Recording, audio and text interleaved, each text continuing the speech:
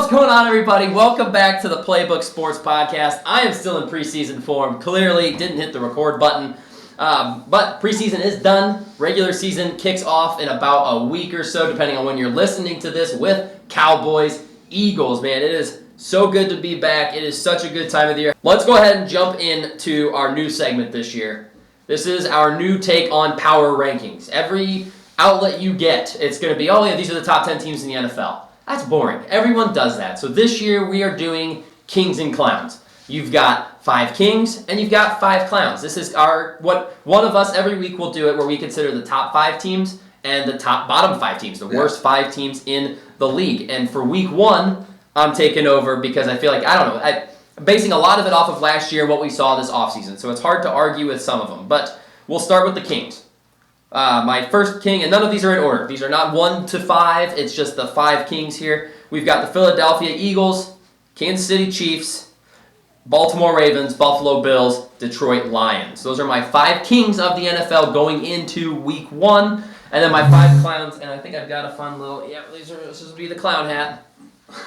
These are the 5 clowns for the NFL going into week 1. New Orleans Saints, Cleveland Browns, New York Giants, Carolina Panthers, and the Tennessee Titans. Now, I will defend them as they are called into question, but these two will each ask or potentially swap in a team and say, why is this team not in, or I like this team as a bottom or top 5 team as opposed to that team. Addison, I'm going to start with you. Yeah, since you have the clown hat, you may as well keep it on, because I think there's a clown show going on that deserves to be in this list over, and I like 4 of these 5 being here, but the Carolina Panthers, to me, I don't know if they deserve full clown show yet, and it's honestly one of the big differences of the team that I think should be there, and that's the Indianapolis Colts. Woo! Let me call out Shane Steichen. Let me call out Chris Ballard. Our boy Bob can't do it, so I'll gladly do it. Man, maybe Daniel Jones is the right decision, but it's a complete clown show how they've handled Anthony Richardson, and still past this, getting questions. Shane Steichen is saying some of the worst coach speak to answer questions about AR, and it's like, just man up and say he just wasn't good enough or a good enough pro if that's the case.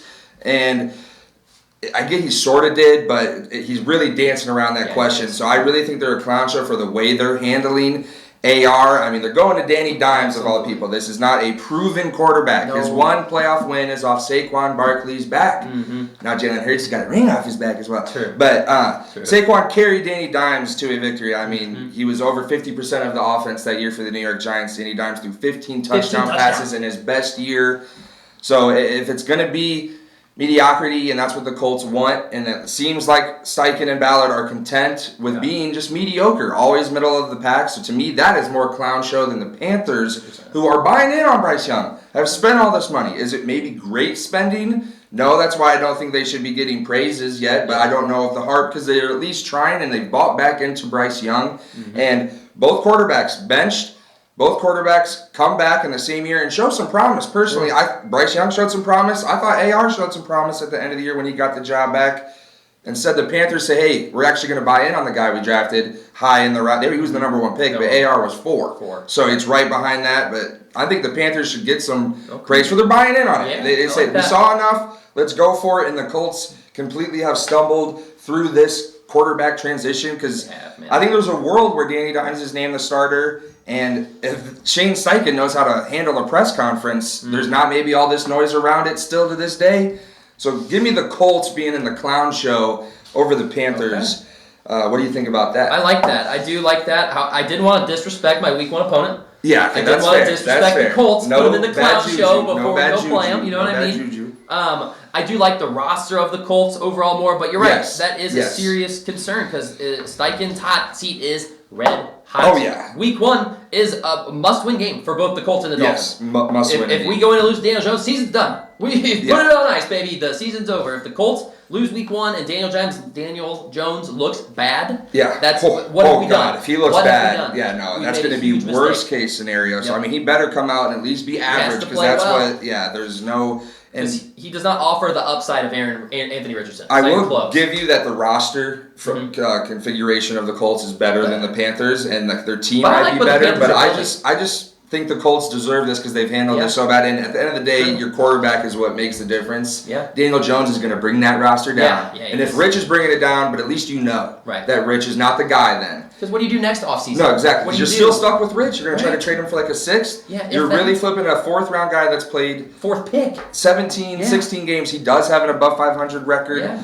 in the regular season. At the end of the day, he has been bad, but you still got to find out what he is. Instead, you're punting this to the next GM because that's what's going to happen. Rest his soul, Jim Irsay. His daughter is not fucking around. No. She's coming in She and changing says, it. yeah. She said Gus has got to go. Yeah. Dropping his name. Defensive coordinator Gus Bradley's gone because she Gotta said go. it. And guess what? Other heads will roll Yep. if you don't get this figured out. Agreed. And Agreed. We'll see. I don't hate that. Colts lose week 1. They will probably find themselves on this list. Yeah. Probably find themselves right here. Colin, what gripes do you have with the Kings and Clowns list this week? So Kings and Clowns, talking about the Clowns, you know I love the Carolina Panthers at the end of the year course. last year. Big buyer in on Bryce Young towards the second half of the season. I would say I'm content with the Clowns for now, although Okay. I think the New York Jets are not far out of that Yeah, category. agreed. That's I think fair. they're very close depending how Aaron Glenn JTS, JTS. Jets. Depending how Aaron Glenn comes in, gets that defense humming, maybe Yeah. they are good. I don't know. I doubt it, but maybe. No, we're good with I the will turn my attention to the Kings. Okay. Yeah, And- get that clown Sweet. out of Thank here. goodness. and I do just have some concerns. Obviously, Detroit's roster is pretty identical to what we've seen the last couple of years as far as overall roster, offensively, defensively, all that. I'm just concerned a little bit about the coordinators. Obviously, maybe they come in, they just pick right, look back up where they left off, no problem. But if you watch our division prediction videos, there's one team that I think has the potential to make the Super Bowl. Oh, baby. That I am putting in my Kings over Detroit. Over Lions, Detroit. and that is those Tampa Bay Buccaneers. Woo, Detroit at and in the Bake Show. I am very high on Tampa Bay this year, not only because of the weakness of the division they play in, so I think they're going to be a playoff team Oh, regardless yeah, of how they 100%. look in the regular season. But I'm just all the way bought in on Tampa Bay this year. I think they're going to do very, very good things this year. Yeah, totally agree I could with easily that. see them being the 1 seed in the NFC. Oh, Yeah. I think 13-4 is absolutely I could possible. see them being the 1 seed in the NFC. Yeah. As crazy as that Especially because the East is going to beat up on each other. Yes. So, and I'll just hop on the Baker train with you. I do like your Kings, Nate. I would be content with that being my 5. Mhm. But just to throw a little hate towards my division rival, Yeah. Detroit, Sure. they've been good for 2 straight years, and it's hard to do that. It is. And Dan Campbell said it the first time they lost in the playoffs. Probably won't That make it you back. might not make it Might not back. make it but back. let's look at the 49ers. Couple years of dominance, couple years of dog shit, because it's just so hard to keep NFL an is very elite cyclical. Yep. level team for that long. That's why it's so insane and everyone hates Mahomes is because he still does it. Well,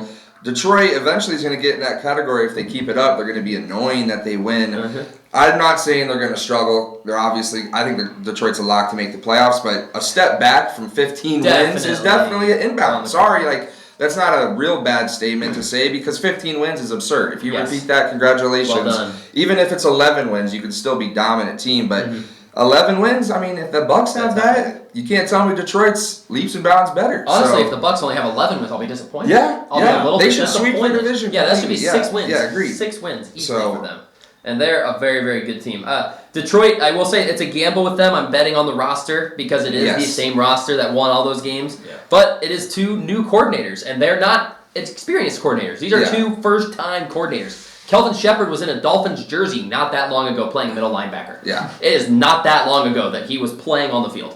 Also, not much of a great player. I'm sorry, no offense, buddy, but now you're going to coordinate a whole defense that was really playing as well as it was with all these injuries because of Aaron Glenn. Yeah. So it's a big gamble. We'll have to see that We'll defense. see Needs how to be good, healthy. how great is Dan Campbell. Yeah, that's the I How was gonna great say. of a coach Dan is Dan Campbell, Campbell? are you a top 5 coach? Yep. Because if you guys win 12 plus games, I think I the think answer's you in immediate there. yes. Yeah. Yep. And if you guys struggle, it's like, okay, this guy needs his coordinators. Yeah. So I could see Yeah. them, not to harp on Detroit too much, Get but 'em. we saw this with Philadelphia in 2023. Went to the Yeah. Super Bowl, lost. Next year they lose both coordinators, Steichen and Gannon. They And started hot. They started Started hot, hot, and then all of a fell sudden off. caught up to It's them. also just a lot of football. Yeah, You know, when you lot play a of lot of football. football and everybody's giving you their best every single week, Yeah. because Detroit, that was your first season where you truly got everybody's, you're the best Yeah. that we got to be ready for. Yeah. 2 years ago, you were still a Cinderella. yeah, still fun, new Yeah. team. Now you've got the eyes pinned on you. You're a top 5 team in football. And the Lions' schedule is not easy. No. Their first 6 games, Packers in Green Bay, host the Bears, tough game, but still divisional game.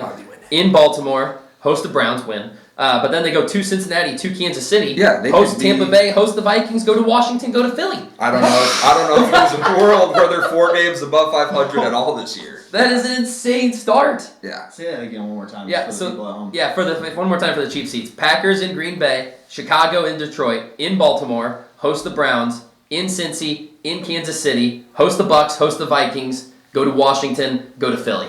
So Browns, Those are their first Browns, 9 Cincy, Bears are the only games that people like Lions fans should be saying are complete locks. And the Lions are only 4.5 points at home against the Bears.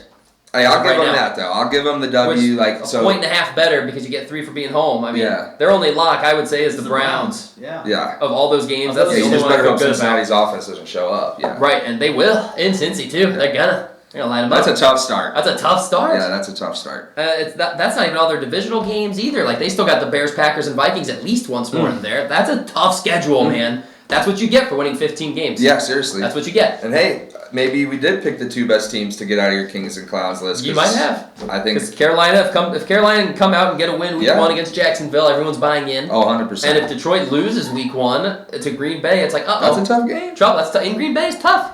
Not everyone can win there. Yeah. Bears can. Caleb Williams. Caleb wanna can. know. Caleb can. Rookie Dak can. Rookie Dak did it. Yeah, hey. That thing's also Hasn't done it a long since. time. Hasn't since. So that is Kings and Clowns. That is our power rankings for this season. Next week, someone else will do it, and we will talk about it then. Thanks for stopping by for this video. We'll see you guys in the next one.